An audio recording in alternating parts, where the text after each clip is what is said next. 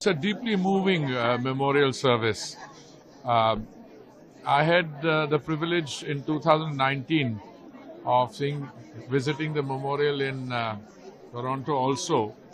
But what I want to say here is that the families of the victims who continue after 40 years, normally one would have thought 40 years is a long time and the wounds will heal. But the grief remains. The fact that over 300 people, innocent people, their lives were snuffed out due to a terrorist action. A bomb was planted.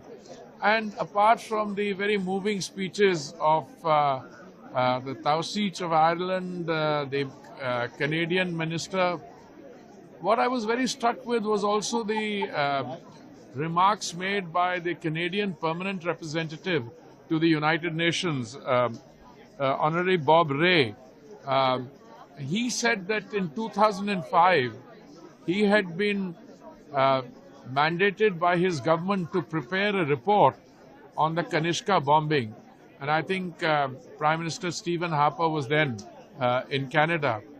And the report that he produced, I think, resonates and is very relevant today. It said that this was an act of crime. It came from hate.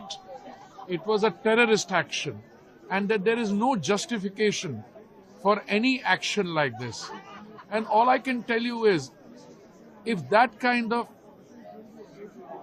terror activity is allowed to continue, and it is, today I mentioned that in 2024, there have been over 800 such deaths.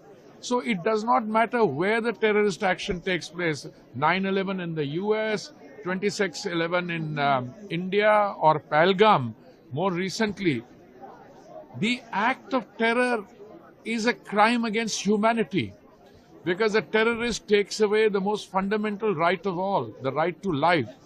So a memorial like this, where very many people come together to mourn in grief and to recall, should send out a very powerful message to the global community that these kinds of acts of terror, no matter what the cause, you may have political differences, you may have ideological differences, you can disagree with each other, but that does not mean anyone has a right to take away the most fundamental right of all, the right to life.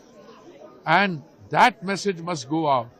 I have also received a large number of requests from the families, many of whom I've known over the years, who say that perhaps the Indian government should consider here itself in Bantry also adding to the memorial site, because this is a place very often visited by tourists, so that the memory of those who perished on that fateful morning of 23 June 40 years ago, that could not only be kept alive, but also that that message becomes more powerful in resonating through all our countries, and that this must result in a powerful and a stronger voice and movement against terrorism and acts of this kind. Thank you.